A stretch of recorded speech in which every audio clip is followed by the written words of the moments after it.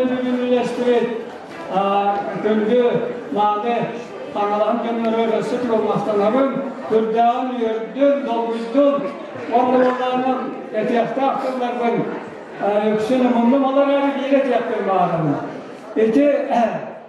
Ben sürüklüyor sağımı yütüyor gönlü orada akın. O minde oturup suriyarçılar bu olanlar.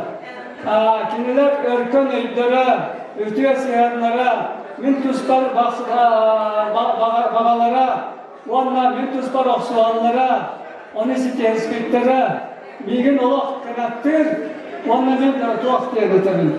Bu suriyarçı yiye, kanında bitpet, yine görüyorsunuz bu günütten, yine ölüyordular, töre ettiği vakta.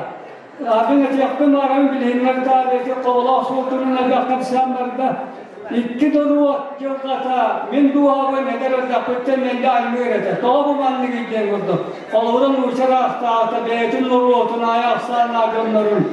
Otur kuş, ölüde yutuğa büyüktelenlerin. Ondan gibi ergiller de var bak. Var elde aktar bollanı, hüs kölenetleri, tübevüttürlerin onunla yerler.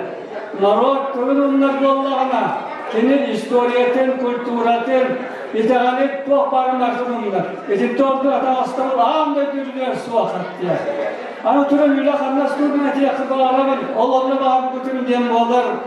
Ki yaka bu min huriyatçıların ütüye siyenlere. Etti. Şurada kuyuska gayanlar. Ondan min kıratına ben atın.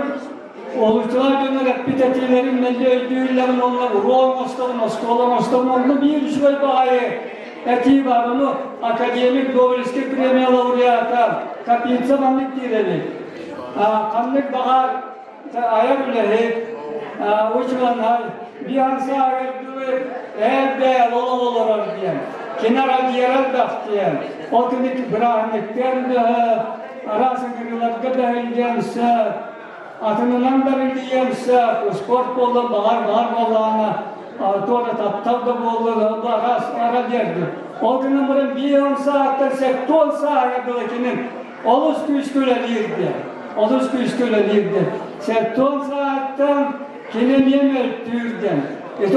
O da itakiyle aktarlar. Tom öttürün eter. 10 saat diyenlerin kayalar, atı, solu, bıkkı, böyle salayakçı oldu ki kimi yıllar süraçı tüyüterçide Allah elbak boğanı oğluklarla kimi bilmez kamerayı sette olduklar diyeyim.